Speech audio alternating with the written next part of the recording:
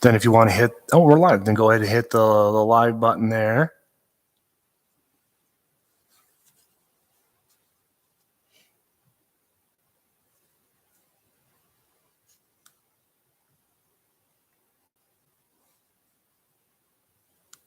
Perfect.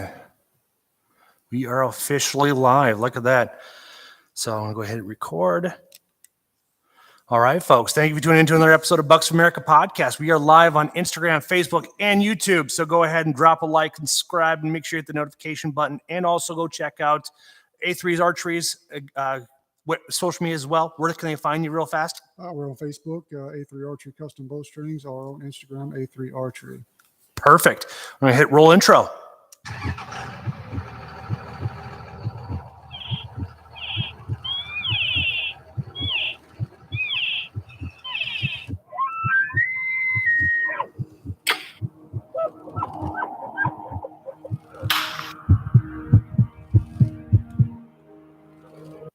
Isn't that awesome?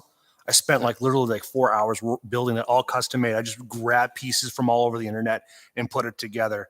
And I'm glad it worked out for us. So anybody on YouTube and Instagram, or YouTube and Facebook, got to hear the introduction for it. So, man, that's pretty badass. I was sitting here listening to it going, man, that is pretty badass.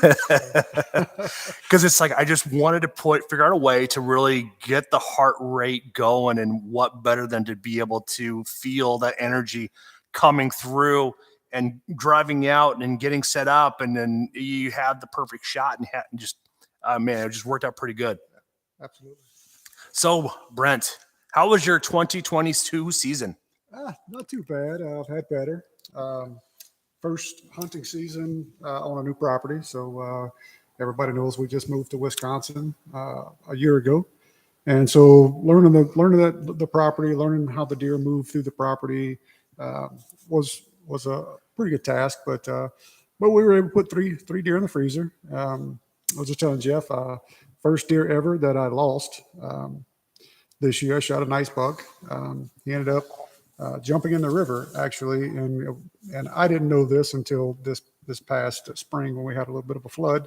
But the buck actually was swept underneath a big log jam. No kidding. And so he actually floated up when we had the little flood come through the spring. Floated up and was actually hanging in a tree. So we do have his antlers, but yeah. Well, at least you're able to recover the animal at the end of the season. Yep. Man, well, and so did your wife get out a chance to hunt, or is she not?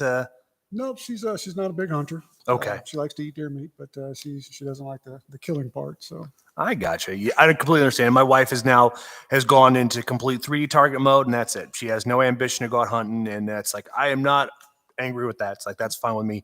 You want to get out there, you want to enjoy the 3D aspect of it and still shoot. It's phenomenal. So now keep in mind, folks, we're here to take questions as well. So if you're commenting on Facebook, Instagram, and YouTube, we'll be able to respond to any of the questions you guys have about A3 Archery and anything that's going on this upcoming season. So my 2022 season was busy. Sat tons of times. I had multiple opportunities. So every time I went out there, I said a little prayer, and I just asked the Lord to provide me an opportunity. Every time I said a prayer, He provided me an opportunity. Now it was up to me to take the shot. My first opportunity was back early October. Had a doe walk out 25 yards, ranged everything down to it. And this is where my lesson came into play, is I didn't spend enough time at the range sighting in the broadhead with the sight, to making sure that the flight path will be accurate. Because what happened is doe comes out, full draw, put the pin on the heart, and the wind or the arrow drifted forward. And so it hit her right in that brisket and it went complete pass through. So this was before I even saw that happening, because I've told the story a few times. But when she came out and when I saw it go through her, it's oh yes, it happened so quickly. It's going to be a really quick, easy find. Quick kill, fantastic. When I come across the blood, it's just blood everywhere. It's this is fantastic. And recovered the arrow, called a buddy of mine. He showed up. His name's Ryan Woodhouse. I'm not sure if he's going to jump on the chat or not, but we went and he came out and helped me look for it. We spent hours looking for it. Then we called another backup. He came out, helped us look for it. We still couldn't find it. Him and I tracked the deer over 300 yards. And we were coming up over different ridges and bounds, being here in the Driftles area, it's like, so if I hit her good, she's not going to want to run uphill. She's going to want to she's going to want to put distance between me and her, and then get someplace to basically recover in her mind. Well, that wasn't the case. Like, he came out, we leaf object. Whenever we find blood, we put the stick there, walk a little bit further, found some more blood, and we just tracked all over there. We found really good blood consistently all throughout the place. But when we got done to it, we tracked her to a pond. She managed to make through it, and we thought we lost her from that point because the blood all disappeared. That took us a few minutes to get around there, and we found the blood again. She just jumped all up and around, back and forth after the pond. And then we find the last drop. It opens up to a wide open field. And it's like, anybody that's a hunter, you do not want to have that happen, because it's like that deer can just go and just run. That's the thing. It's like they can go anywhere. Well, we thought she took off and went back in. Well, coming to find out, she took off up and out. So she went well over 400 yards. Wow. And just kept on running. Wow. And so I talked to Matt from VIP, and he was telling me, it's like, based off where you shot her at, it's like, I've been in your shoes. She's going to survive. So it's like, all right. And as Darren, Ryan, and I were just chit-chatting, we hear 2 coyote packs sound off in the distance. Well, somebody's going to be eating good, or she's going to survive the night. So we'll see what all happens after that. Then, after I got done hunting there, my friend from Toxon app, Jeremy, he invited me to come up and hunt in his land. And so we went up there, spent a few days up there. Day 1, or night 1, I should say, sat there, said a little prayer. Here comes this beautiful looking doe. But she had a fawn in tow. Then not even 3 minutes later, here comes a little spike come through. It's like, man, it's like, if she goes into rut twice, it's like, I think we might want to keep her around. Mm-hmm. And she gave me the mature doe. She came, checked the mock scrape, and just took off. Then everybody else just kind of just trotted along, and just kind of decided not to pull a trigger on any of those animals. And the following morning, we sat, nothing, very cold, nothing. No, we figured like it dropped below freezing. We'd at least be able to get something up on their feet, but we had no movement, nothing on the cameras. So it is what it is. We just couldn't figure it out. We were playing the wind to our face, because it's like the wind comes northeasterly. So it's like all of his tree stands and ground blinds are all set to work the wind in your favor. So no matter what you're doing, you have to purposely walk the opposite direction to blow your entire scent. We were walking. He's got 80 acres of property. We're walking all the way to the very back. That's where they're all bedded down at. That's where all the cedar trees are, just nice and thick. Really popular, really good place to hunker down from when the winter gets real nasty. Good water, good food, good location overall for the whole aspect. That following night, I had a forky come up. He walked up right in front of me. He gave me a broadside shot. I said my prayer. Prior to everything happening, he gave me an opportunity, and I decided to pass on it, because it's like, well, we can't grow big bucks if we shoot small ones. And so we let him go. And that was pretty much concluded the end of my hunt. But a few days after I had left, come to find out, we had a mama and 2 cubs walk no more than 80 yards from the stand I was sitting in. That's awesome. That was a eye opener there. But the night before I went back out there to shoot that little forky, that was when I brought my holster with me, and a gun with me, because it's like, I didn't know there's bear out here. And it's like, but it's Wisconsin, so you never know what's going to happen. Sure enough, it's like, I'm glad I brought it in. And so it's like, before I even came up here, I emptied out my magazine, switched to all full metal jackets, because like, I want to put as many holes as possible. But nah, it is what it is. From there, we went ahead and just called it quits for the season there. But his wife, right during the rut, she managed to connect with a buck. Nice little, I think it was a 4x4, I believe, okay. Or like a 4 and 3. It's just one of those ram things, but it was an older buck, so the height wasn't there, but he's just thick and full of muscle and really good eating. Good. Nice. Yeah. So you want to walk through your hunt? Well, we can. I mean, most of them were pretty uneventful. I mean, we fortunate enough to live in a very target-rich environment. So, all the does I shot were 15 to 20 yards, pretty much chip shots. I mean, every one of them fell within eyesight, except for the one buck. He took off running and went straight to the river. But, I got 2 does with the bow, and then took the rifle out kind of end of season to put one more in the freezer. Phenomenal. So shot one with a 308, on a buddy of mine's property. So, but yeah, no, can't wait for season to kick off this year. We're putting a lot of food plots in the ground. We've got about 50 acres of agricultural corn that's planted, and then we've planted about another 15 to 20 acres of soybean, field peas, corn. Okay. Stuff to let stand for the deer, through the winter. And then late July, we'll put in all our brassica mix, our turnips, sugar beets and stuff like that. So. The nice thing about hunting public land, I don't have any of that responsibility. I just got to walk out there and shoot. So I had a fun experience this past. So I live really right next to the Cooley Experiment Forest. It's 2,600 acres, just absolutely massive expanse, but it's not easy land. It's up and down, and it's big bowls, stuff like that. And 45 minutes before shooting light was over with, I just said, like, well, hell, I'll go on out there. I'm only 5 minutes away. Wind was the wind was my favor. The thermals were my favor. I walk out, I'm probably walking about 200-300 yards in. And it's like, well, I'm not going to go too far because it's already getting dark. So it's like, well, for S&Gs, I will just bleat. And sure enough, I bleated 3 times. And about 5 minutes later, I hear something walking through the forest. Nice basket 6. Comes within 30 yards, but where I'm hunting it has so much debris. There's no way I'd be able to stitch one in there. It would be a miracle on ice to be able to pull that shot off. But I decided not to try to risk something like that. So I just decided to just enjoy the moment and came back chasing the same high. But as we got closer to the rut, more and more people came out there. So it's like it became very awash, to be honest. So now you have to go further and further and deeper into the woods to be able to find animals and such. Because you got the public land, then you got the private land right next to each other. Since like I walked that fence line to see where everything goes, where they possibly could bed. Because at this time, it's like I was bored.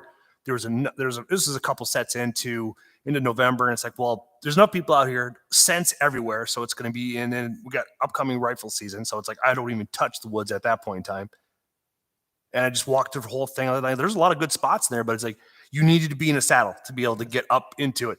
I'm a ground and pound guy, so it's like I just don't feel I like to be able to be on the level with them. It's a whole nother experience when you're the same level for them, and you can feel them staring at you, but they don't know what it is. Just from a couple of seasons ago, I was in a ground or not even a ground blind. I was just backed up into the bushes. I had a doe walk in 7-8 yards, and the fact that it was so much fun trying to slowly reach my hand out there, inch by inch, to grab my bow. And still managed to draw on it, but just straight over the back. Yep. Complete clean miss. So it's like, happens. And the worst part was that same day is the day I forgot my rangefinder 80 yards away from in my truck. So it's like, it is what it is, how it all goes. So how is the A3 going, man? I know you and Dirk have been just hammering it and pushing the brand and the strings everywhere. Yeah, so doing really, really well. We're probably signing a new pro shop or archery shop somewhere in the country, at least 1 or 2 per week right now. So doing really well. We picked up our staff. Finally got those guys trained, onboarded. It's taken about 8 weeks to get them to where we're actually seeing productivity lift. So our lead times are getting shorter. But yeah, no, we just keep pounding, keep putting quality bowstrings out there, and it just seems to, Dirk helps a lot and I do a lot, but we see a lot of organic growth, people telling people. So we'll just keep that going. So. That's exactly right. If it wasn't for Seth, I wouldn't be here today, but now it's that our group of friends, we just tell everybody to switch to it, and everybody has a very positive reaction to the strings, because I got the Incredible Hulk sitting right behind me here. It took a while to put everything together, and it worked out flawlessly. But the first day, the first few arrows I put into it, drawing it back, and you get anchored, and you're feeling comfortable. It's like I've never felt so in control of my bow. I've shot probably 3 or 4 or 5 different strings over the last decade or so, but this is by far the most has shown through the highest quality that you can actually get out of them. And your process is so streamlined. It's like once a guy has your strings on their bow, they'll never switch to another string ever again, just based off of the pre-cycle that you do, and then the pre-stretch that comes hand in hand with the whole process. Yep. And the materials that we build with, we don't skimp on materials. Bloodline material, 452X. The serving materials that we actually use a serving called Boa Ice. It's actually made by Bloodline, and we use it even on the BCY products because it is just such a stronger, better, tougher, product. It's got the same coating that the Bloodline fiber has on it. It's got an HMPE core through the center of it, so it stays rounder, which allows us to put more serving on the bowstring, creating that more rounder profile. But yeah, our process and the materials that we build with are, the best that you can buy. That's exactly right. So now, with you being so busy in the shop, because I know for a period of time there, your daughter was sick for a period of time, and you had that backlog. Now you said you brought in a couple new guys to train up. I know a few months ago, I volunteered my time. I was like, hey, I'll come down and learn how to do it, because it's just, you gotta give me a lead time, because man, it's an hour drive to get here, but it's only like 40 miles. Yeah. But it's like the way the crow flies. If you try to do it everywhere else, it's an hour drive to go 30 miles. Yep. Just because of the twists and turns and ups and downs and the Amish, and the Mennonites. It's like it is a maze to get down here. Yep, sure is. But yeah, lead times are getting shorter. We're at 2.5, 3 weeks right now, with the current sales from last week coming in. So everything looks good on that front. So we just keep pounding. We hear some negativity. Oh, I had to wait 3 weeks for my bowstrings. But then we hear from the same person a week later, and they're like, they're well worth the wait.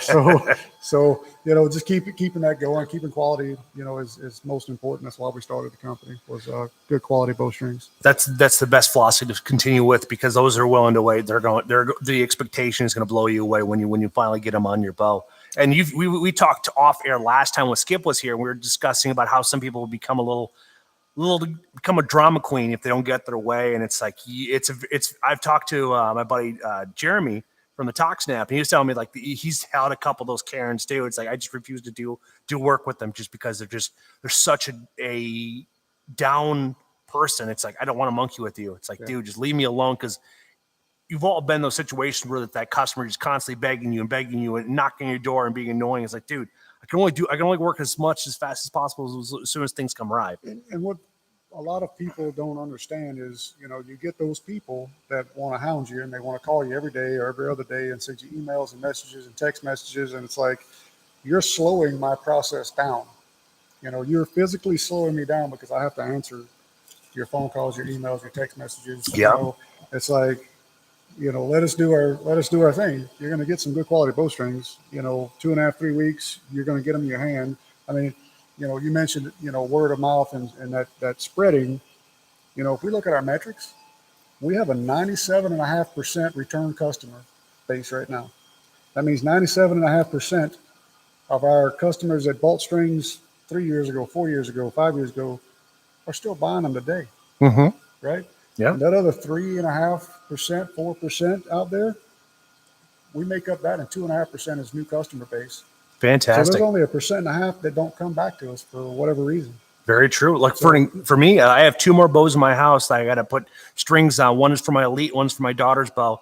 And this way we'll only be shooting A3 strings because of the expectation. And I'm looking forward to, well, I'm going to mention, well, my nice thing is I don't think my wife is watching this episode, but I ordered her strings here back when you had the 23% off deal and stuff like that. It's like, I was talking to a few guys at the Warren's Sportsman's Alliance there, and it's like, hey, there's a deal. You got to take advantage of it when it comes around.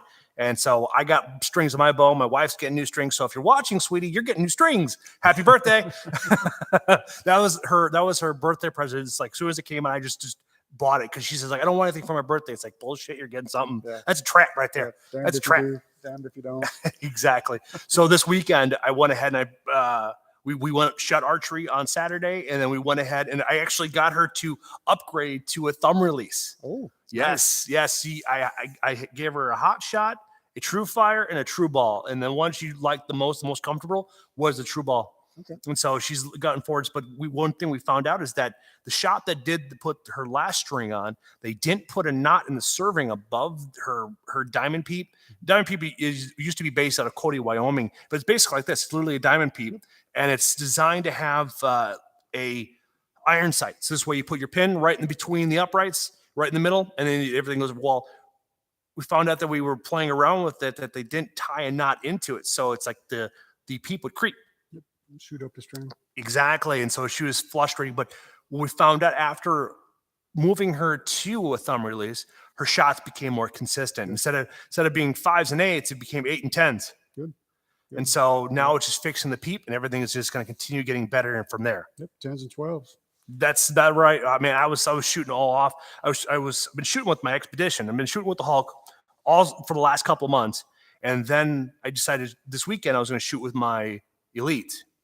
But I've been shooting the Hot Shot, so the Hot Shot's a little bit thicker diameter, and it messed with my entire game when I switched to my True Fire that I've been shooting for over almost a decade. It's the one I've been consistently shooting, but it's those, depending on where the head's at on a handheld, it changes your point of impact. Exactly, and that's longer head, where the head's swept at. It does change your point of impact.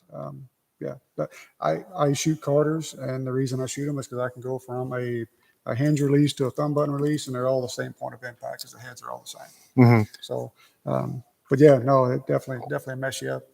See, for me, it was the comfort of it, because it's like the diameter, because the True Fire, the forefinger that they have, the forefinger edge they have, it's actually small diameter head, and then the grip and the handle itself is smaller.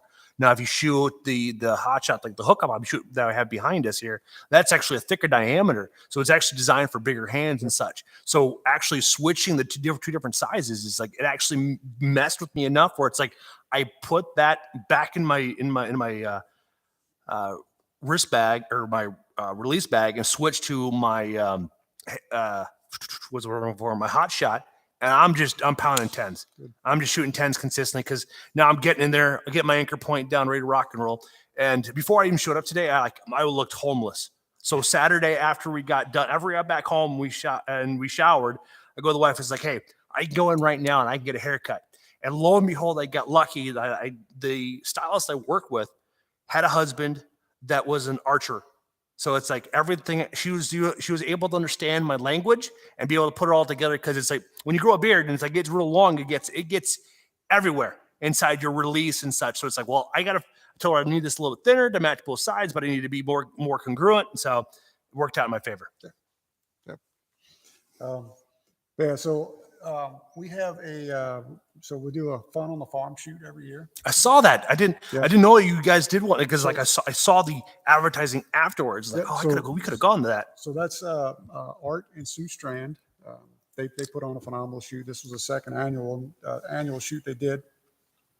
They asked us to join us, and so we walked the range, and Do you want to bring the mic this direction here? Because you're talking this way, okay. So I figured this would catch your audio much better. Yep. So yeah, awesome shoot. I walked the range and talked to people, discussed with people, took pictures and stuff for socials. And, but we go back to the bowstring thing. It didn't matter. Very, very few bowstrings that were being shot. It was just funny to watch them correct their peep before they pull the bow back on every single target. And I just have to ask myself, why do you do that?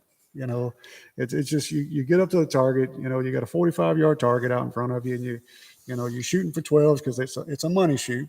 Yeah. Right? I think they gave out almost $1,000 to the top place shooter. Wow. You see this, twist that peep before we pull the bow back, and that's just like, this is why we started A3. You shouldn't have to do that. So yeah, no, it's but we also have a shoot coming up August, third week of August. We are going to do that at a club called Echo Valley. It's going to be put on by the same people, Mr. Art and Miss Sue. It is going to be a benefit shoot. So we're reaching out to folks like Cabela's, and I've reached out to Expedition Archery. I've reached out to some other people. So they're gracious enough to start giving us some products so we can do silent auctions. But all proceeds that are raised are going to go to the American Family Children's Hospital down in Madison. So. Oh, phenomenal! That's exciting news. Yep. Have you reached out to Chris Ham yet and just started talking about like putting strings on on his So- silent auction and vice versa? So we're going to put some bowstrings on Chris and Jake's bows. We haven't got around to it yet, but he's on the list of people to call.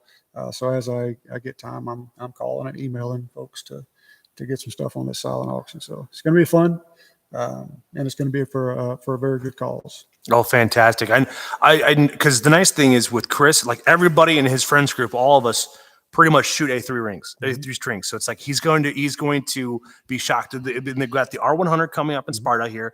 And the nice thing is I have the week. I'm off from the Thursday prior, and I'm off all that week. So it's like my vacation ends on the R100. So it's like I couldn't plan it for better. Nice. We're so looking forward. The only downside is my daughter can't make it this year because she shot it last year. I think she did 25 targets overall, the 50 that we were able to attend. Yeah. So man, it's just a fun shoot. And the only downside, I have no idea how hot it's going to be in the middle of July, because if there's no wind, if anybody shot the Sparta gun club, man, it gets just muggy and swampy, and it's like they're just dead calm in there. But usually you'll see Dan McCarthy will be there. He was there last year, so there are some people that are able to stop. And that is I guess you want to almost call it the home field, because Reinhardt's based out of Wisconsin, so that's a stop. But I wish they would do it like earlier in the season, since it's not so hot. Right. Oh, and then Iowa's not that far away. And then I have some friends of mine that are on the board there at the Blackhawk Archers there down in Iowa, and it's like the rumor has it they might be able to pull the R100 to their field, and they got a kid shoot coming up the last weekend of July. Now that's also the same weekend as the Beast Mode King of the Hill 3D one. So my wife wanted I had to make her provide a direction on which way she wants to go with it, because otherwise it's like, well, I want to shoot the Beast Mode because I shot last year and it's a lot of fun, and it definitely lets you know how out of shape you truly are. And but it's fun though. It's just absolutely a blast. And then we have that one, but it's geared toward the kids, and it's like they have phenomenal camping. They have places where you can pull up a camper. They have cabins. They're only 10 minutes south of Waterloo, so it makes life very, very easy. And it's the inconsistent comments that I got from everybody that chooses, they didn't think they were appreciative of the ones that we have up here. But I told them, like, you guys are literally a diamond in the rough in Iowa, because you guys have shots from 16 yards all the way out to over 100 yards. And the thing is, they still have more room they only have 40 targets set up. They could easily fit 60 on average out there, just for an average person to go out there and shoot. But Reinhardt targets or Morel targets, they get expensive. Oh yeah. Oh my man. Like when you look at some of those dinosaur targets, like $3,000, you got Sasquatch, those are an easy $2 to $3,000 a piece. Yeah. Man, they just go right there. But boy, it's fun though. I always have the running joke. It's like, look, this is my cousin.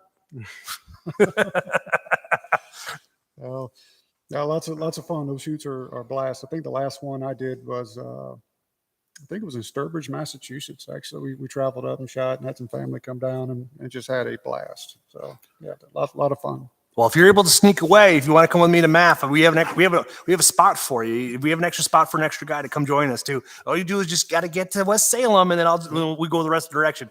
Yeah, we got so many things going on with this company, and we've got a trade show we're going to in Kalamazoo, Michigan, end of July. Oh, looks like we got a question over there too. Yep. What were the details on the benefit shoot? So that is still being worked. We do know it's going to be third week of August here in Viroqua, Wisconsin, just outside of Viroqua. So more details to come. Just stay tuned to our Facebook pages.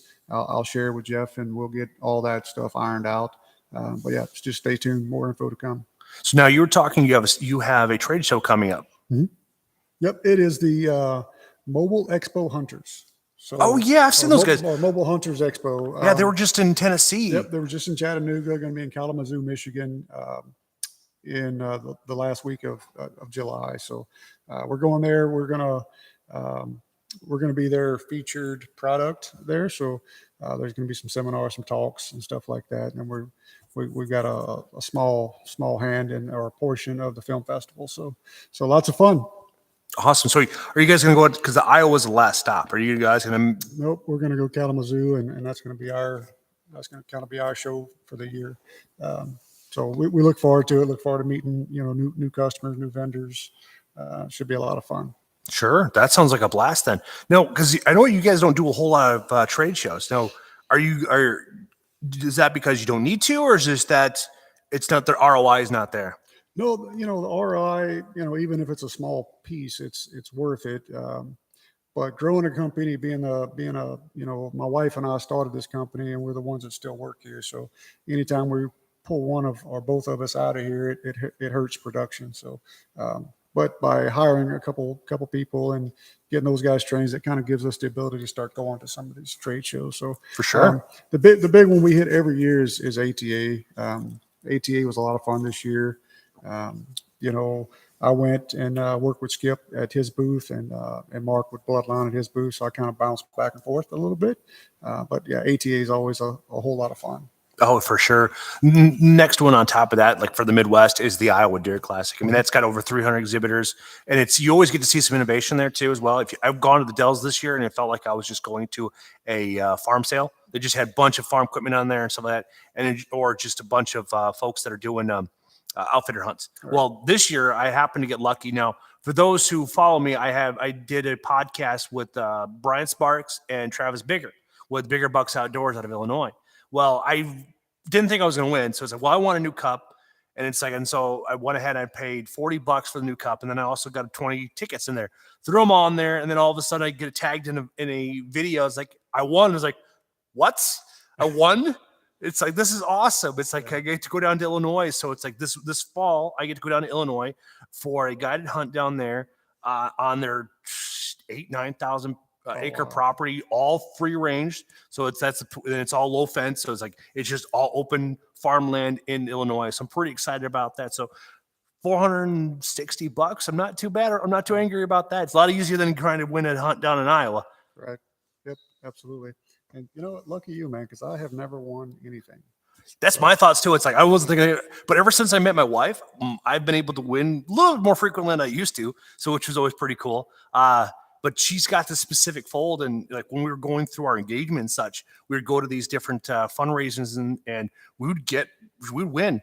It was crazy. Like this ring right here, $50 for this ring. Normally retails like $300-400. So it's like, we got a whole bunch of random things for free. It's like we just couldn't believe the luck that was coming our direction. So it's like, well, we got pretty blessed on that aspect. Yep. Now, do you have any bucket hunts you got coming up and that you want to do in the next couple of years? Because I know you've been grinding. You and the wife have been grinding really hard. So once you find yourself an opportunity, where are you going to go? Bucket list for me has always been the Brooks Range. Oh man, go there for elk or caribou or both? Both. Yep. Yeah, I like to do both. So. Me likewise too. It's funny. We're talking to, who was it? It was this past weekend or this past week.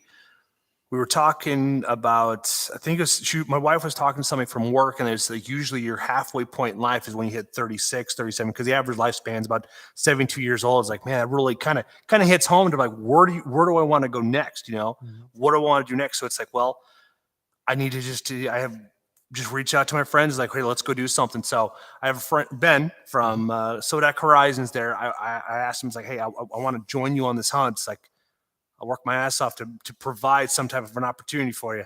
It's like, even if I can't call, I'll gladly haul that stuff out there. Just the fact that he got drawn 1 of 40 for archery tag for a cow elk out there in the Black Hills is like, dude, I will figure it out. And if I have to take a few days off for unpaid, I will figure it out. Yeah. That is a good hunt. The Black Hills, that's some beautiful country. Have you you've had to drive through when you moved from the West Coast to the Midwest? Yeah, we've also done 3D shoots there. We had a TAC event in the Black Hills there in Leeds. So yeah, no, we've been through there quite a bit. Oh man, I have an uncle who lives out in Rapid City. That's where you get the elk and you get the antelope and the mule deer and such. So they're all over the place. Or he goes up to Pierre, South Dakota, for antelope up there as well. He got a couple of tags for that. So hopefully this year, knock on wood. I'm surprised. It's like their daughter's she's 6 months. I'm surprised I haven't got a message yet. It's like, hey, guess what? We got baby number 4 coming. he told me their aspiration is to go from 0 to 6. So it's like, all right, you gotta get on that clock there. Yeah, no doubt. Oh man, I had 6 kids. Like, one's enough. Okay. We have 2, and 2's enough. So isn't that something? So now, do your kids start shooting archery yet or not? Yeah. So my oldest, she is 9 now. she was, I think it's her third birthday or coming up to her third birthday. If she asked for a bow. So she's been shooting since 3. Fantastic.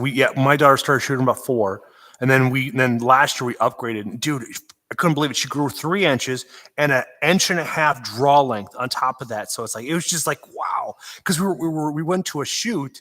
And I'm watching her bunching up her elbows. Like we're gonna stop. I just told her like don't shoot anymore because I want you developing bad habits. So it's like we're just gonna put a pin in this. Went up there, worked on the Incredible Hulk, got that taken care of, and we worked with Jeremy and his wife Becky. Those two. It's like sometimes kids don't always listen to their parents, so it's like, well, an outside voice could actually be a benefit for them. So sure enough, they listened, and she listened and worked out together. So it's a fantastic opportunity for her. And he even showed her how to properly draw with the wrist release. Because it's like I always told her to put her finger behind the trigger just to kind of as a safety precaution. Well, then he told her to bring her index finger, bring her over on top of it, and then she just follows suit, and she's drawn back without any issues, yeah. not being scared about an accidental discharge. Yep. Yeah. So my youngest now has my oldest is old bow. She's 6, so she's shooting now. So yeah. Yeah, whole family of archers. My wife shoots, so we all have fun with it. So now, for your own pleasure, do you actually get a chance to cut your own arrows and fletch them, or do you outsource that? Nope. I do all the work here in house. So prior to moving to Wisconsin, we actually had a pro shop in Washington State. True, that's correct. So yeah, we still have all the tooling, all the saws, and I've got a lazy Susan with bits and burgers on it, so we can sit there and do 6 arrows at a time. So makes life a little easy. Yeah, no kidding. That's what I found out too. It's like having 3 of us shoot in the house. Like it's expensive real fast. Yeah. So I built a customized cutting saw with the Dremel tool and stuff like that. And my buddy Travis Ragstad from Dangler case, he's like, please tell me you squared your arrows. Like, yes, I did. The only thing is I didn't realize I didn't do is on one of the arrows, I missed cleaning the inside of it out. So when we shot the Swamp 40, second to last target, I buried in there and I pull it out. I was like, oh, I am missing the insert. Apparently I put enough glue on there. It did obviously it didn't hear as much as I thought it would. So, you live and learn. So nice thing is inserts are fairly cheap. Yeah. So, but it's like, I shot to my first half dozen of victory. I was very impressed about this finish they put on there because it's like the shields, they switched to shields, went from Black Eagle to victory. And I was like, that finish on it is really nice. I didn't have to worry about putting any arrow lube on it at all. Yep, I've been hearing really good things about them. So yeah, no, I currently shoot Black Eagle, but always open to looking at different arrows. So, but yeah, I may have to give them a shot. Yeah, I was because I've used to start off with Bloodsport just because I wanted something cheap and easy to shoot. Well, then when I shot my buck, it broke off. So it's like, well, time to get some new ones. So I upgraded to the Maxima Reds, and then I upgraded the Maxima Red SDs. And then it's like I don't know if I'm gonna stick with the .166 diameter. It's fun. It's very extremely accurate. That's the upside about it. But it's you have to buy so much stuff that's more what I'm looking for. Custom to that, because it's like now your price tag goes up a little bit more on that, and you have to change up the. What's that? What's up, Jeff? How's it going? What's that? That Larson guy. Oh yeah, that's from Chase. Not Chase Outdoors. Yeah, well, him and I talk quite frequently. He's got a really good selection. We talk whiskey. Okay. We talk a lot about cigars. Oh. I saw him and took a picture. He was out shooting last week or the weekend before. He took a picture of a glass of whiskey and a cigar. And I know it's not you, it's Christian, but yes, Larson. But Christian showed me his picture of whiskey, and I was like, I wasn't sure what the cigar was, and it was a Deadwood. They're based out of El Salvador, I think. Don't quote me on it. But then he asked him which one it is, and it's like, oh, it's he told me it was Deadwood, and it's like, is that the Fat Betty? And it's like Fat Bottom Betty. It's like, oh yes, it's like fantastic cigar. It's the size of it. It's the thickness of a turbo, but not the length. Okay. Solid smoke, good flavor. And that was Jeremy that turned me on from the Toxon app. Okay. Yeah, Jeremy's been buying a bunch of bowstrings here lately, so I know business must be good for his shop. It's keeping the lights on essentially. It's not to. See, it's one of those things where it's like in New Auburn. I don't know if you haven't been up there yet, but New Auburn's only like maybe 500 people. So it's a little bit of a struggle. So it's like we'll see what all happens with it. But he's been really focusing heavily on the Toxon app and getting out there. But I talked to the guys, Jeff and what's his business? Efron, Jeff and Efron from the Mountain Arch or the Western Hunt Fest. Yep. They got theirs coming up. Literally, they have that event comes up in a 9 days. It's the same week as Mount Archer Fest in Beaver. And it's like if I was the one driving, that's like I would definitely go swing by and say hi to those guys because we can get done shooting there and we can be I wouldn't say we'd be able to be there on the same day on Sunday, just because of how far apart it is. But it'd be nice to hang out and talk to those guys. Then a couple weeks ago, I had Hunt Wallet on the podcast. Mm-hmm. That app is pretty cool. Have you? It's like I don't know if you had a chance to play around with it. I haven't had a chance to play with it yet. No, I haven't. So some of the key factors are like it allows you to keep track of all your points from all your different states. Has all of the hunting guides in there, all the brochures. So that really helps have everything in one location. And then you splash in the opportunity to be able to put your gear in there. And you actually put date stamps in it. And we talked about some key things that were kind of eye opening. Like one, it's like replacing your batteries in your what the heck am I talking about here? Headlight, yeah, because that happened to me when I shot that doe. My headlight died, and I had to all use my phone. And I'm watching the percentage tick down. It's like, and after that conversation, I went through all of my headlights, replaced all the batteries, no matter because I can't remember how old some of them are. Yeah, no, but having good gear too. So headlights are something I don't skimp on. I buy Petzl. I may be pronouncing it wrong, but we go, Montana hunting 12, 13, 14 days at a time, and I don't ever have to change my batteries. So they run for a couple weeks. We run them pretty much every night. So, but yeah, no, change batteries and headlights, that's for sure. But if you guys haven't checked out the Toxon app is awesome. It's got all your, Jeff can tell you more, but it's got all your, where your shops are at, where your shoots are at. It's a great resource. I have played with that app. So yeah, exactly. He put some time into figuring out building your specs on your bow and getting your FOC and all that fun stuff. He's put a lot of energy into it. Now he's just trying to figure out a way to build in the community aspect of it and such. And so there's a lot of opportunities from it. I had with it too. It's like you can find the R100 shoots in there. You can find the HJ USA, the Beast Mode, MAF in there. I believe TAC is in there too. Don't quote me on it, but I believe TAC is in there as well. So he's done a really good job of making sure he gets all the key ones. And he also has push notifications, so that's nice too. So based off of your GPS, they'll let you know what's going on in your area. So this way, then you can be able to figure out what you want to do and how far you want to travel. Especially here in the Midwest, we have a lot of opportunities, except for when you get to. It's weird because after the Mississippi, it kind of dies down for the amount of clubs you can shoot. You got a few in Minnesota, a few in Iowa, and then you get into South Dakota. It's like good luck because it's basically its own 3 target range. You just got to have the targets to shoot. Yeah. What else? So now you're currently running a promotion with PTSD. Yep. So what got you motivated behind PTSD? We have family, we have employees, we have friends that suffer from PTSD. So it is truly something that hits home to us, something that a lot of people need to be aware with. It's not the traumatic experience that you went through. It's how your brain processes it, right? Mm-hmm.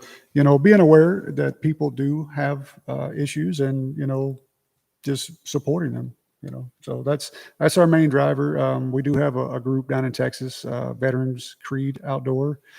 They have some chapters in other states. I think they're touching 6 or 7 states that we're going to do something fun with after this month. We'll look at the proceeds from the people who use that promo code, and then we'll do some bowstrings and maybe some other fun stuff for their annual gala coming up. So yeah. And now just to recap on it, so it's PTSD all capitalized for the 15% off discount. Yep. Good. There you go, folks.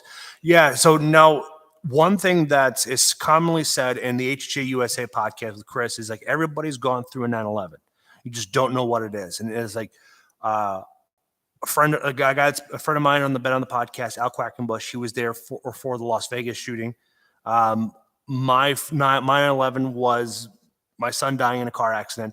So everybody can relate to PTSD in some way or another, and you are hit it around the right on the head on how you go through and process it. Because it's like for some folks, they're able to get past it rather quickly, or they'll compartmentalize and then they'll fester and then go from there. Yep. Retreat Sportsman's Club, August 13th. Yep, that's Quentin. That's Art and Sue's son there. So Retreat Sportsman's Club, guys, August 13th, the weekend of. That is the benefit shoot date. So okay, all right then. And so then also for those who are watching too, they got the HHA USA shoot coming up on July 8th and 9th. That will be an Toma Warren shoot there. That used to be the kickoff point, so I'm not quite sure what's going to happen if that's going to maintain the same thing. Okay. 40 knives. Hi. Let's see here. But that one right there has been a staple in the area for it. And I'm going to be there. A bunch of other folks are going to be there at the Toma Warren shoot. So it's one of those things that pulls a lot of people from Minnesota and Iowa that come up to it. And even some people from all the way from down into Illinois. Usually, traditionally, it's been the first shoot of the season. And it's great because it's like when we do it in May, absolutely gorgeous. And then a few weeks ago, back at the end of April, we did the HJ Mission 25. I believe that's when that was. That was in Verona, Wisconsin. That one was a huge hit. We had Tyrell Basin with the endurance race from Beast Mode. Then we had the 3D shoot there in Verona at I can't remember the name of the club of it. But they also brought in skeet shooting. Oh. Yeah, they brought in there's 60 shooters there. They came in all over the country from Texas, Iowa, Minnesota, Wisconsin. And 60 people was pretty impressive for the first one. And I was talking to one of the guys there at the Tyrell Basin because he had I can't remember the gentleman's name. I know I could see it on the top of my head and the tip of my tongue here, but what it was, he was on he was on America's Got Talent. Yeah, I think it was one of those TV shows that he managed to make it to one of the finalists and such. And Chris Cruzy, there we go. Chris Cruzy, excuse me. He was there performing, awesome live, knows how to handle a crowd, very entertaining, solid voice. You can also listen to his podcast on HJ USA's podcast there too. It was a couple weeks back and such. And while I was there, talked to a gentleman that came out from Indiana, and he says it's like he shoots traps so competitively. His gun's like $4 or $5 grand. He's got $4 or $5 grand wrapped up in just chokes alone. Wow. And it's like, I had no idea how involved it is. And then now I have a cousin, third cousin of mine. He's down in Iowa. He shoots down. He's 15, 14. He's down there shooting pretty well. He gets the 18 out of 20, 20 out of 20 if he's really trying. So it's like he's talking about upgrading his over under to see how that all goes from there to a new 12 gauge. And Dirk dropped by. So, hey, Dirk. Hey, Dirk. Yeah, we thought archery was expensive, right? Oh, no kidding. The thing is, like, I've looked at into reloading and such, but when it comes down to 12 gauge, 20 gauges, it's just cheaper just to go buy new rounds. Doing ammunition, it's like unless you're moving into 308s or 3.6s, you're not really seeing a price break. No, I used to shoot competitive PSA shoots, handgun, 3-gun, stuff like that. And, it's definitely cheaper to buy factory ammo if it's just a hobby. That's exactly right. If you're shooting as competitive, you're going to do the match grade. You're going to go the extra mile to figure out, like, well, it shoots this for setter ammunition. This grain shoots really good at this humidity, at this altitude. Yep. I've still got all that stuff figured out, wrote on paper, but I've since quit shooting USPSA just due to the time and putting my time other places. But yeah, a lot of fun. We actually have a guy that is just got some bowstrings. He actually won I think it's his 10th world record in speed shooting, USPSA. No kidding. Skill challenge. Yeah, he's a world record holder. Yeah, awesome guy. No kidding. That's pretty impressive. What is it? It's close to us here. If you go up to Holman, they have a 3-gun. They do 3-gun up there too as well. It's a lot of fun. So if you haven't tried it, or you find a club that has it. A lot of them will let you go, try the sport before you spend the money on it. So yeah. Oh, definitely. Because when you get into competitive mode, stuff like that, I shoot the X5 Legion 9mm, and that was SIG's entry level out of the box, ready to go for tournament edition. And now it's won 2 world championships, so it's like it's a very nice gun. I tell you what, it's like when you shoot it, it's like I understand why this has won 2 world champions. It's a very smooth, especially when right out of the box, it gives you a 14 and 12 pound spring. It's like that is a nice combination to be able to switch in between the two of them. I rock the 14 just because it's like that. My target acquisition is so much quicker. Yeah, yeah. I guess when I was shooting, and I still have my race gun, but it was a Smith & Wesson combat long slide, kind of custom. We did a custom ported barrel, ported slide, flat flare magwell, the whole 9-yard extended magazines. But yeah, it's a good gun. So, but I think I was running about a 6-pound disconnect. Wow, So that's quick. yeah. So to jump ship then. So like, what was your fastest time? I didn't do much on the steel plate challenge, but single gun USPSA shoe stuff. I think I did my best was 32 pieces of cardboard, double tapped, and 2 pieces of steel in like 32 seconds. Wow, that's still ridiculously fast. I would not want to fight you in a gun battle out there. Shooting a gun just like shooting archery. If you don't use it, you lose it. It is a what I want to say. One of those things that it takes practice. It takes time. So yeah, if you don't use it, you're going to lose it. And I've been out of practice for some time. Yeah, Dirk put in the chat there, modern Spartan systems. Like, I don't know this one. Yeah, obviously, it looks like they deal with gun lube and everything else. So that's pretty sweet. From cleaners to lubes to everything. Great product. That is pretty sweet. I forgot they did the fishing, real lube and stuff like that. But yeah, great stuff. Yeah, they did. That's a good combination to have there for that whole aspect there. Yeah, I know I need to get my guns cleaned out. I haven't shot this year alone. Usually I try to go out at least a couple times. And my buddy now has got into 3D printing, and he is now starting to print 3D lowers and stuff like that. Okay. And it's a good hobby, but it's like when you need it, when it's life or death, it's like I'm still have to go with aluminum. Yeah, I'm still going to shoot my factory. Yeah, absolutely. Yeah. So what's your carry gun of choice? My carry gun of choice would be I like the P320C. Double stack 15. So it's very comfortable for my hands. I got big hands, so it's like the comfortability comes in the grip. My second choice would be the Smith & Wesson 2.0. That feels very comfortable, and having that 2-stage safety is pretty nice. Yep. So I'm with you there. I shoot the Shield 2.0. That's my carry gun of choice. I guess second up would be the XDS. Oh, that's a solid one too. I like the 40 cal now. It's got great balance and great target acquisition, at least for me, from my experience with it. I can sit, in one whole group with it. That XDS is just a super accurate gun. Yeah, I mean, when I say one whole group, we can put 50 out of 50 in the same hole. Super accurate right out of the box. So yeah. Now, when it comes down to ammunition, do you prefer your own match grade, or do you have a manufacturer that you prefer over everybody else? I've been shooting Fiachi. I've been having really good luck with Fiachi. Just getting just a straight full metal jacket for targets. I guess for personal defense, I just run the Hornady. I think they're self-defense rounds. The Hornady self-defense. Never had to use them, so I couldn't tell you other than practicing how they do. So I'm the same. I use the I think it's G2 or G4 147 grain. It's what the cops use around here and stuff like that. And I did in practice, they perform extremely well. I have not had to use them in real life, knock on wood, so I hope I never have to use it. But that's one, or I traditionally stick with Winchester. Winchester has always been very consistent for me over the last 30 years of shooting. Yeah, and I can tell you, just if you want something to plink with, you find the Remington full metal jackets on sale. That's a just another great round. I mean, I've never had, any squib loads or nothing has happened with those rounds, and I've shot thousands and thousands of them. So correct. Yeah. If I'm shooting 22, CCI has always been my go-to. If I'm going out there hunting, a CCI. They shoot consistently. The price point's very competitive, and it's just they have a really good consistency when it comes down to their quality that they really come out of the factory. Yep, I would agree. That's all I use in my 17 HMR is a CCIs, and yeah, they're phenomenal.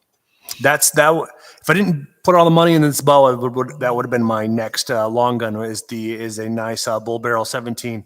But now, since we're still talking on guns, so few weeks back, a few months back, my brother-in-law hits me up. Is like, hey, got some family guns here that I want you to keep these in your family. And so my aunt and uncle or uncles, they called my sister out. She went out there and they were going through all of my grandma's stuff and from storage, and they just started to stop paying on it. And luckily he was there. He happened to scan the room. He saw all this tall cylindrical carpet essentially all wrapped up in there, and come to find out there was 5 firearms in there. So there was a side-by-side 12 that is my great-great-grandfather's, and it wasn't a stagecoach gun. It's full long barrel, full choke, or the full length barrel side-by-side, and it actually still works. The brake still works. I'm not going to shoot it, but it's we're going to turn it into a really nice decorative piece. Yeah. And then it came with 322s, 2 Winchesters, like the 22-270s or whatever those youth guns. Yep. Then we had I can't remember it's an Clint Allen or something. Don't quote me on the name of it, but it's like the company went out of business in 1915. So the gun's at least 100 years old. Wow. And then we have an Ithaca 20 gauge with a patent pending from Waseca, Minnesota choke on it. And it's a bird gun essentially, but it's so cool because it's like I've never seen an Ithaca. You're probably familiar with them where everything you load and eject from the down port. Yep. My dad said he wants that. I was like, no, I'm gonna hold on to that one here. You better hold on to that one. Yeah. So as soon as I got them all, we took pictures of the serial numbers and took enough pictures, sent them on to our insurance companies. This way they're all insured, because it's like these are family heirlooms, never going to get replaced again. Yeah, you need to get a value put on them. Yeah, that's our next thing. But get you a good copy of the Gun Bible or one of the other ones, and get you, because they break it down every year what guns are worth and what conditions. That they are. I haven't bought a gun Bible in a while, but those are the ones to have. I bought one for my uncle, because he had a wide variety of guns over the years from the military and such. So it was like, well, here, you can, as a Christmas gift, here you go. You can have this, because it's like you have enough guns to actually have this be valuable to you, so you can go through everything like that. Yeah. So yeah, it was pretty impressive. But what my brother-in-law impressed me the most was he took the time, and him and his dad sat down. They cleaned the action, they cleaned the bolts, they cleaned everything to ready to rock and roll, to fire off. So it was pretty neat. And they even went through one step further and made sure all the blue. They didn't go through the bluing, but they gave us options to restaining the. I think it's the 20 gauge still has a wood stock, and then the double barrel has a wood stock to it as well. Yeah, it's nice to get those old guns and keep them in the family. Yeah, it's like I'd ask my dad the stories behind some of them, because he's the only one that's still around that actually has the details behind him and such. Yeah. For being 70 years old, he's still quite sharp as a tack. We had his 70th birthday here, Memorial Day weekend, and buddy of mine, the co-host, we try to figure. We start playing back in January. It's like, well, so what do you like all the details and all stuff like that?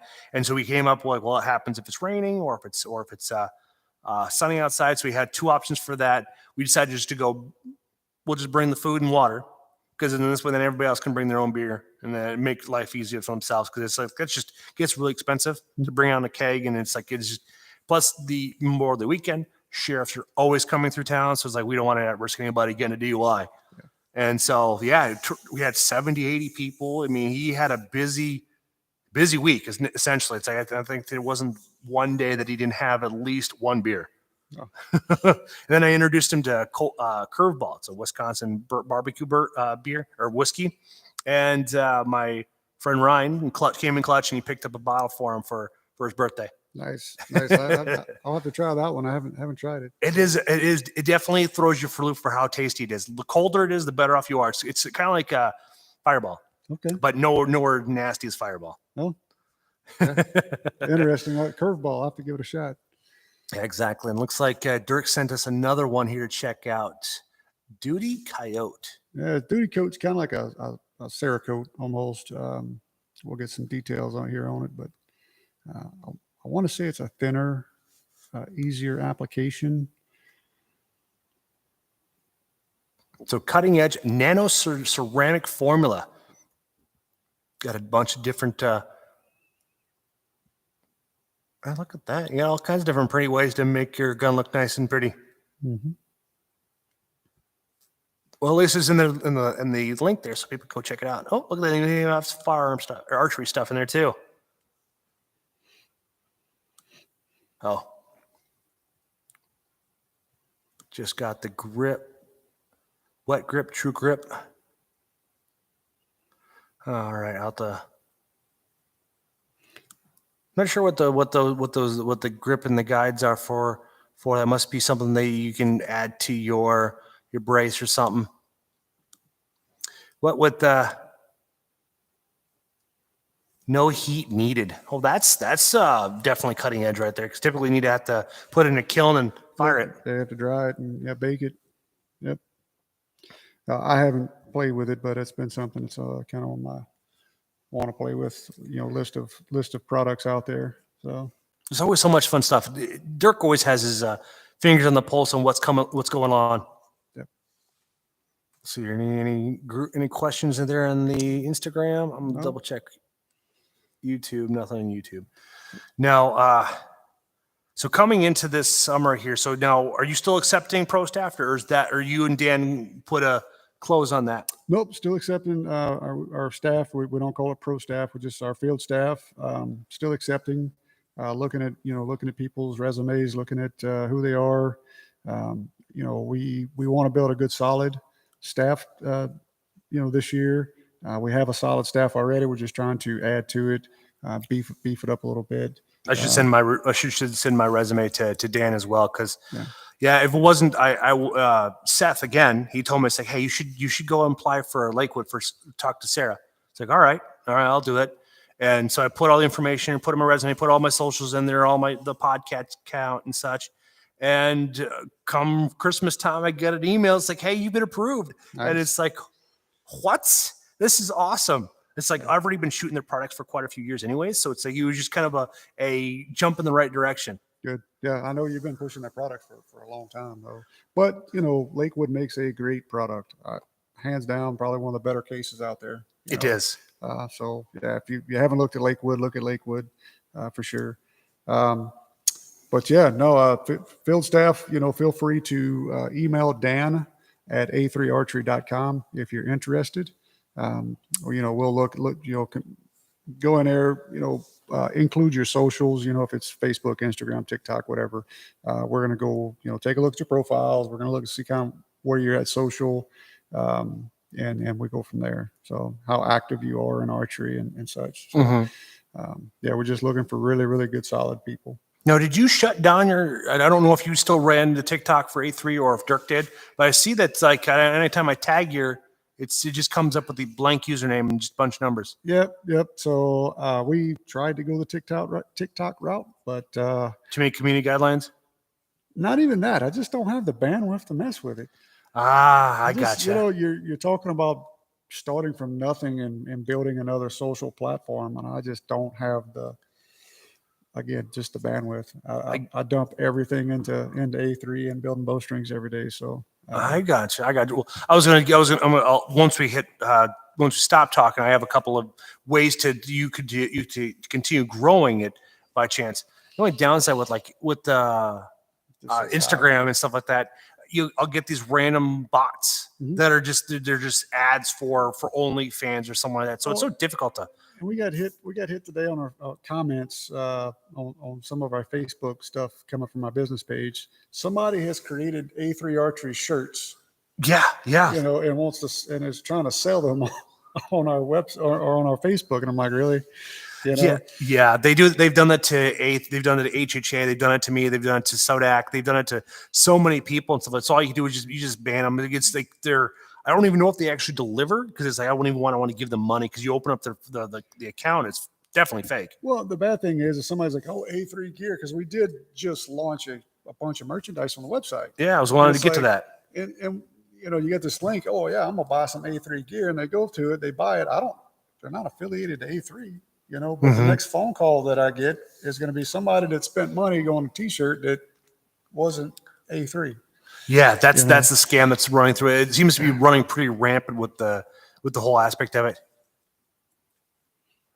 TikTok is for bearded butt shakers. Butt shakers. Oh well, I don't have a butt, so it's pretty much a board. So it's like you go from my back to my calves. It's like that's how flat it is.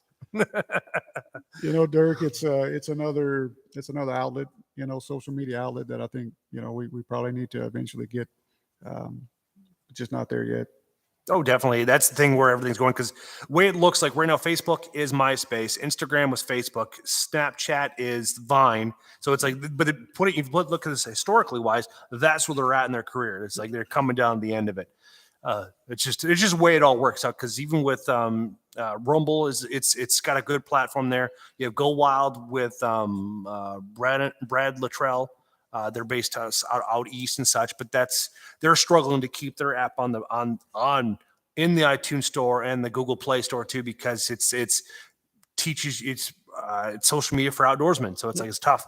Then the other app that I find that's like really kicking ass right now is FishFin. It's strictly for fishing, but you can do bow fishing and stuff like that on there too. Yeah. So that one is like, you could set up your own store, and sell from there. If you're a guide, they don't take a cut from it. So it's like, let's say I want to sign up for A3 Outfitters, and I book a hunt through you.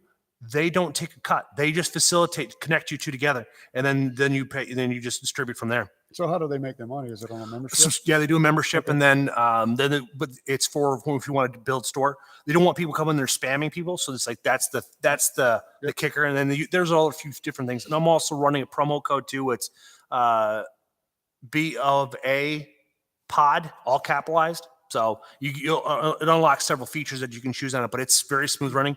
When I was talking to Robert, he said he got his inspiration from Instagram and Tinder. That's a nice marriage of platforms. But it's very streamlined. You can do videos. You can share stuff from there. You can do pictures. You swipe left.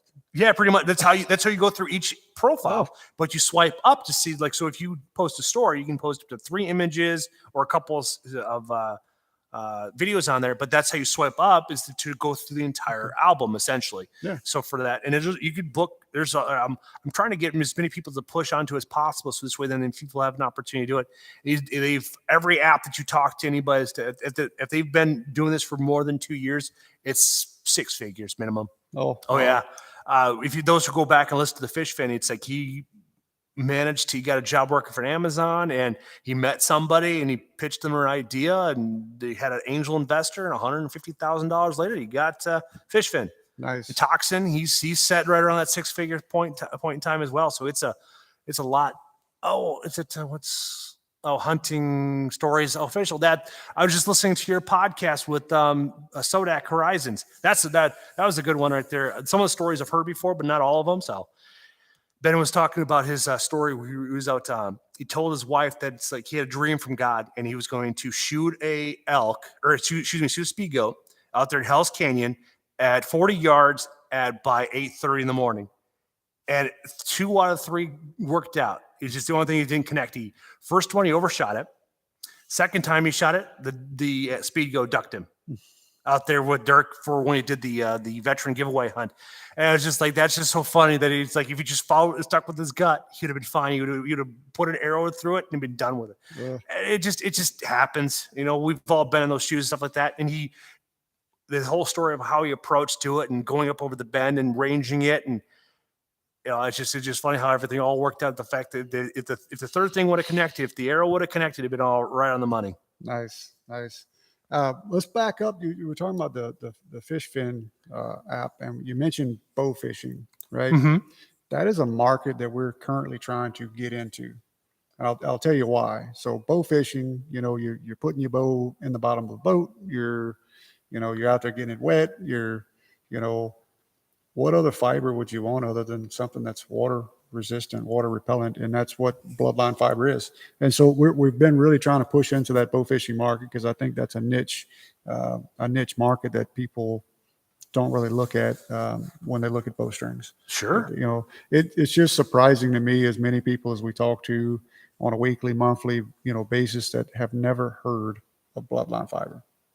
There's still some a lot of untapped territory out there to get the bloodline fiber out there. And I think bow fishing is one of those places. Oh, for sure. Because I've listened to some of the stories from the folks that do guiding and such, and how many times they've dry fired a bow, even though they're only pulling 30 pounds, but it's like, it's still going to have some side effects to it. But at least with a good set of strings, you're not going to worry about something going sideways for them. But yeah, they get beat up, all the fun stuff. Yeah. And Dirk, because he cut his teeth on bow fishing too. We talked about that on our podcast. Yep. Yeah, that's true. Yeah, Derek, that's a good point. A lot of people out there, a lot of bowstring builders don't know that UV light, sunlight, is the worst thing for your bowstrings. Dyneema does not like UV rays, and so Bloodline puts a UV inhibitor in their coating to protect them. Perfect. I work for a company out of called Geotech, and they make the big old cross arms. So when you're driving down, you see those big old telephone poles, and you see that they're made out of fiberglass. They make those, but they put a UV inhibitor all the way through them and stuff like that, just to be able to withstand them, because they sell their product all across the Southwest, and it's like the only time. And when they have tornadoes, their profits go up. So that's the winning aspect for it. But yeah, so UV inhibitors are a very popular thing these days in outdoor sports to be able to create that longevity. Yep, absolutely. So now, have you? Because I saw you sent out what is it, 6 strings to on social media here a while back to an outfitter. We send strings out to a lot of outfitters. Okay, so, yeah. So there's one where you sent like 6 of them out. I wasn't sure if it was to one outfitter or you sent them to several of them for them to try out. It could be, and I don't remember who they went to. We sent True. Yep. Because that's the thing they like down there in Illinois. They have so many of those Asian carps, the common carps. They're all over the place. The reason why they don't have them come up this way is because they kill them all. Yeah, they kill. Yeah, they do. There's Seth. Yep, Seth's here. But it was a couple of years ago. They went through. They shocked a whole bunch of the rivers and stuff like that. And they took 4 or 5 truckloads of them just to stop them from going up north into Minnesota and Iowa and such. Illinois seems to have had them controlled in that little area, kind of like what how Missouri has been able to keep the hogs from moving into Iowa. Oh, yeah. The newest thing is we have pigs coming from Canada. Yes. Have you seen that? Yes, they have. But they've been trickling into Idaho and northern Montana and such. So they're competing. Them and the wolves are competing with everything. But it's like you get a pack of boars and you get a pack of wolves. It's like those boars they can deal with that. They can deal with that right there. And then they charge them with those big old tusks and stuff. Man, I would be just waiting for drone footage to come out where a herd of pigs and a pack of wolves go head to head and see who wins that turf war. Yeah, that'd be an interesting one. I just hope they don't work their way Canada down into Wisconsin here. So, well, I believe that it's probably most likely going to end up happening because Justin Trudeau and the Communist Party up there have gone really hard on removing the gun rights up there. They have. You can't even subsistently hunt up there anymore. It's like I was talking to a bear guide here, and you can only bring in bows and arrows. You can't even have a sidearm if you're going bear hunting. Wow. So if things go thing for the worst, like, well, good luck, have fun. Yeah. I just I watched the pig invasion down south. I'm originally from Louisiana. I grew up in Mississippi, and just seeing what the pigs did down there. I mean, it's destructive. Destroying property, just overrunning. You're taking everything from your other wildlife. I mean, it's bad, and they still don't have a control on it. No, exactly. Even especially, I had John. I can't remember his last name. It's on my podcast a couple of years ago. We just started down there in Fort Benning, and the hogs basically just destroyed the fort down there. So they do their best to try to cull the herd down there. We get friends in Georgia, and Georgia and Alabama, big peanut country. They peanuts grow in the ground. They come out, they harvest them. Pecans too. Yeah. Well, the peanuts grow underground, so they have to go and basically kind of like disc them up, till them up, and then they harvest them like the next day. But we watched a 5 acre field get pulled up, and before the farmers could get out the next day, the 5 acres was gone due to hogs. It's just absolutely horrible. There's no real way to do them. It's like, but at Michigan, at those who are not Michigan but Missouri, the way that Steve Rinella has had several of those guys come on their podcast, and they only do trapping. They don't allow hunting season on them, and they have a good trapping season. The numbers just kind of deplete, go down from there. But they've done a really good job of keeping them from moving into the upper Midwest here, because they get into Iowa and they start rooting up all the corn and all the soybeans stuff, and get over to Nebraska. It's like, man, it's going to be downhill. Kind of helps a little bit is the Missouri and the Mississippi kind of funnels them in a sense. Yep, it does. But hey, at least the upside is if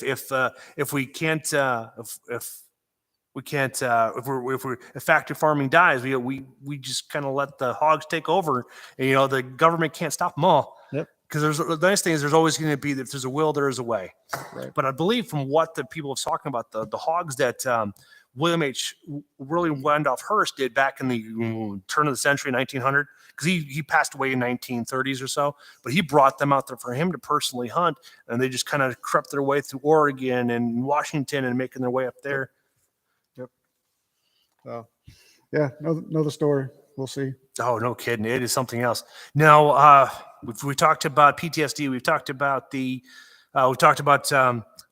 Now, I saw that you had a Ballistica crossbowbow over there. Yeah. So yeah, we got a couple of them over there. We're trying to work some string magic on them currently. So I gotcha. Yeah, because I've been seeing Ballistica show up quite a bit in my feed and stuff. Obviously, I subscribe to them, so it's going to show up quite frequently. But it's fun to listen to these guys talk about what they've been able to do with their crossbows. I will tell you, we've been shooting them here. We've been testing them. We've done a lot of testing. I think that one on the bench there, I think we've got about 300 and something shots through it right now. And they're just a kick in the crease to shoot. They're just absolute fun. Even if you're not taking them hunting, they're fun to shoot. They're quick to cock, they're quick to load. So just the fun is just there. It's not like you're, putting your foot in a stirrup and trying to pull back a regular crossbow. I mean, you literally cock this one solid motion, doesn't take much at all. And the performance that you see out of them is just amazing. Sure. That's exactly right. I've always been a big fan of Skip's crossbows. From those right there, watching him grab both the strings with his hands and cocking them that way, it's like, that's just groundbreaking right there. Yeah. Well, so those crossbows are actually, they're vertical bows turned horizontal. Yes. So, Skip's took his regular bow, turn it horizontal, and put it on a crossbow type frame. So those bows are still shooting. You can get the poundage up on them, of course, but you shoot a regular knock with them and a regular arrow. You don't have to buy specialized bolts, and so you can use regular broadheads. It's just a really, really cool combination how he did that. And they're fast, they're light, they're durable on top of that. Yep, absolutely. So that's another great one.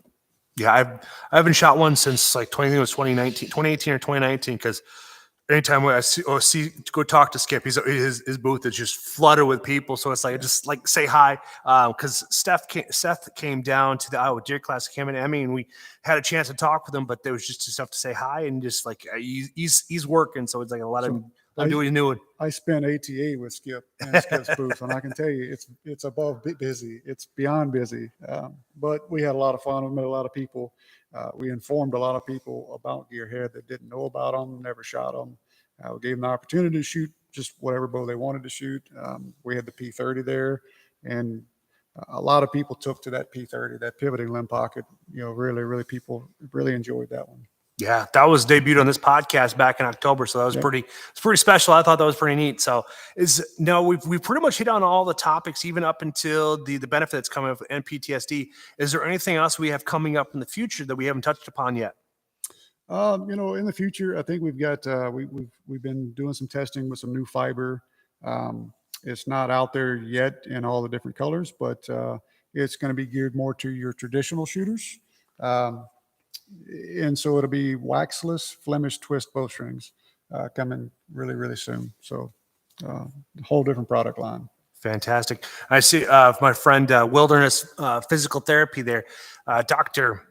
I met him met him through obviously through Instagram there. We hung out there at the Dells there for his business, and he's now in a position where he's absolutely going through, and he's traveling with Mountain Archery Fest, going from location to location, trying to build up his repertoire, and he's just got the right right mindset for everything he's got going on. He's really focusing on his niche and such, and he helped me with doing some planks, and because I've been doing with my hip, by the way. If you're listening, if you're still in the chat there, is doing fantastic. It's actually healed very well because I took a fall a couple of years ago. So now it's like I've been working with physical therapists, worked with him for a handful of minutes, and then just continue working from there. Good. Now, since there's nothing else, man. So for those that have been following me on the socials, there, I got Mountain Archery Fest coming up in 9 days. I'll be with Trent and Ben from Sodak. So we're going to be out there for the Friday, Saturday, and Sunday. So you'll be out there. We'll be recording podcasts. We'll be doing video. We'll be shooting a whole bunch of stuff. And then I think we're going to probably do. Well, do you want to talk about A3 Origins yet, or do you want to? Yeah, we can mention it a little bit. Yeah, I think Jeff and I, we've been talking for a bit. We get a lot of questions. Where did A3 come from? Why did A3 start? So. We're going to try to put together a series of different podcasts or different videos and combine it. Basically, just saying where we came from. The short of it is I've been in archery since I was knee high to my dad. Been in the archery shop since I was 10. So archery has just been a way of life, and kind of how we went from there to how the wife and I got here, and all of our trials and tribulations. Getting here. I think it's a unique story, and I think it's one worth hearing. For sure. And then for those who, my idea is that, I don't know if anybody's watched the first 40 from HJ Sports. That 6-part series was done phenomenally well. Listening to the arc between Chris, brother Brian, Jake Mansell, and all that fun stuff. And then a friend of the podcast, Caden, he is battling cancer right now.